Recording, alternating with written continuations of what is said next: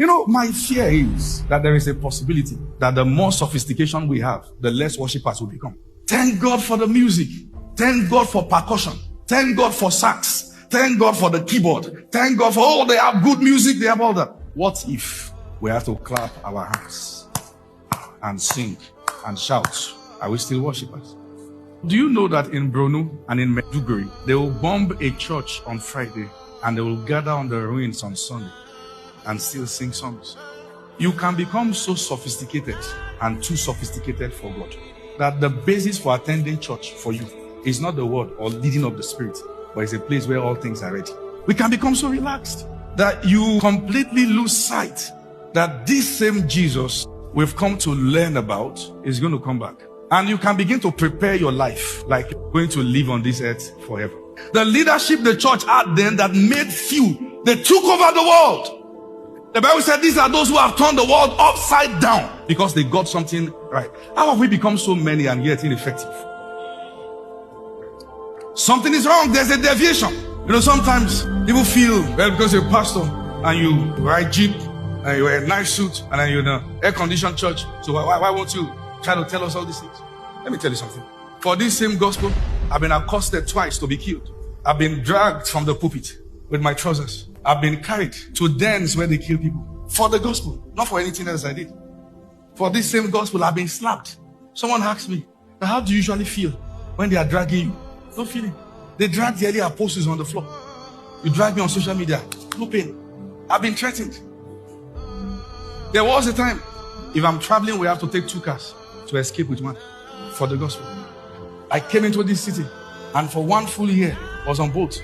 Even when my teachings were everywhere, my wife and I and our people will be the last to leave the church. Many times I enter boats and they say, this is pastor for the gospel. Not because I didn't have a car. Paul said, I count all things but dung for the excellence of Christ. 7 years of my life was a standstill and I complained to no one. The first salary Light Nation could afford to pay me was 35. Up till the recent time, they moved to 50K, then to 100,000. And I said, stop. Let me go and find God. We've emptied our accounts before, and there was no money to buy diapers for our daughter. We were making plans.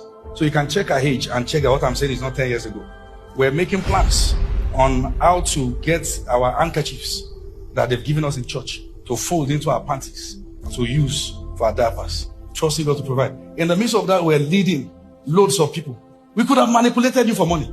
When we're going to come here, did you see us call if you have 10 million, if you have this? We won't do that. And because we don't do that, many take us for granted.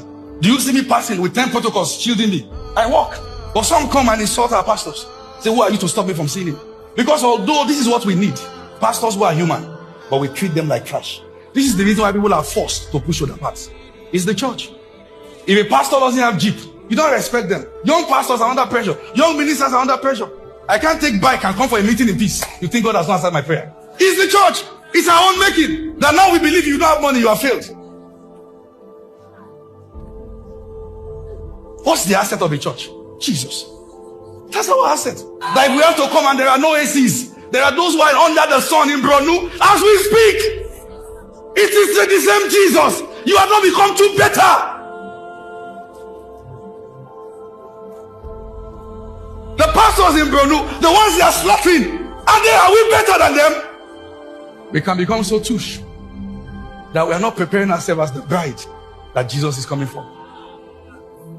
This is the church. Let's go back to sanity. Young pastors, don't be under pressure to bring a popular face so it will look like you are doing well. Run your meetings. God has helped you. Grow from where you are. Grow from where you are. And let him lift you. He's the one who lifts the beggars from the dunghill and set them among princes. You must stand.